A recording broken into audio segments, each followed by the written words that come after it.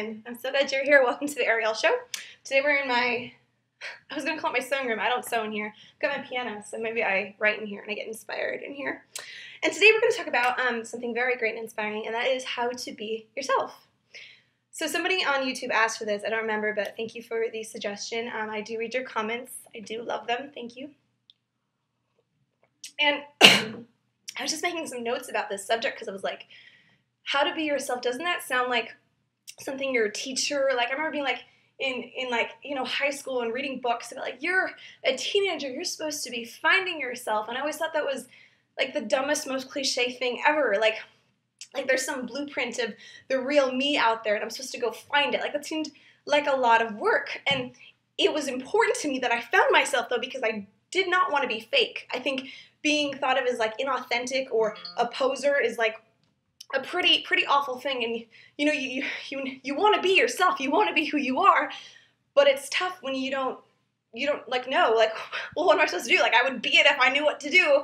And let me just take all the pressure away and reassure you that being yourself is just a matter of like being what lights you up. Okay, so basically through life you've probably experienced people, situations, circumstances, memories, stuff that has inspired you.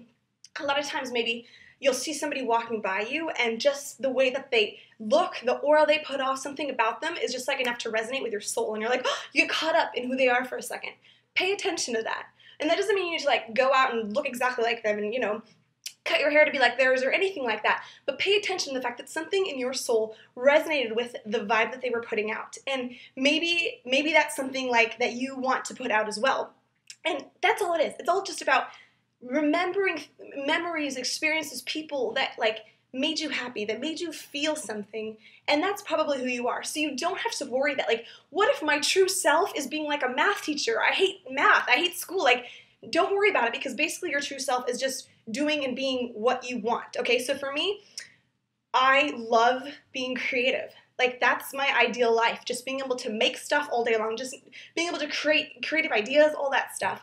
And for me, it would be like the worst punishment in the world if I had to be a math teacher for my life. That would be the worst thing, and lucky for me, that is not what I was put on this earth to do. And the reason I know that is because I hate it. So I don't want you to think that there's like some grand calling for your life out there that you have to find, and if you don't like it, you're screwed and you're stuck with it, because your grand calling is whatever lights you up, whatever makes you happy. So for me, that is creating, and that's why I'm an artist for a living.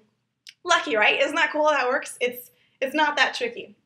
And I also want to point out the fact that it is going to be so hard for you to successfully be yourself if you hate yourself. You know that? I know we've talked about self-love a little bit before, but I've been thinking about it a lot lately. You have to love yourself to be yourself. Otherwise, you're going to be like self-sabotaging this whole authenticity thing. If getting closer to your true self means hating yourself more and more, like of course you would be running away from yourself and not wanting to be yourself if you hate who you are. There's a ton of stuff that has to happen for you to love yourself. I mean, like a ton of mental work that has to change. But let me just say that you don't have to settle for who you are in order to be authentic. So let me give you an example. I learned when I was touring with the guys all over the world, all over the country in the last few years, that I am a really intense person. And I didn't know this before I toured with them because I came from kind of an intense family, and that's just the way I thought, you know, it was. And what I mean by that is like I would freak out a lot, like in the van if we were late, or if, you know, we posted the wrong thing on Facebook, like I would be the one telling everyone like, okay, we have to fix it right now. Like I'd be very intense about every situation. And I didn't like that about myself.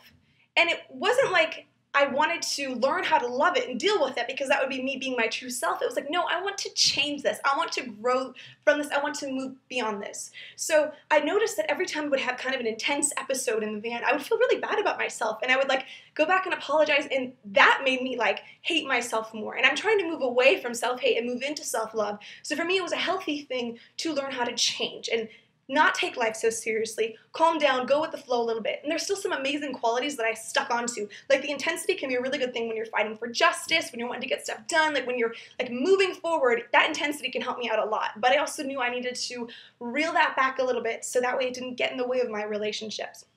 So let me just encourage you that you can completely work on yourself and grow and change and keep getting better, keep moving forward. And that doesn't mean that you're not being true to yourself, okay? It's like if you have a choice of being who you are and hating yourself, or choosing to grow and then learning to love yourself more and having a healthier life, definitely choose this one. Don't try to hold on to the unhealthiness, because, you know, we were all born like a little jacked up. We all have kind of jacked up home lives. Like, we all have some messed up beliefs in our heads that we all have to work on. So don't settle. Don't stay where you are.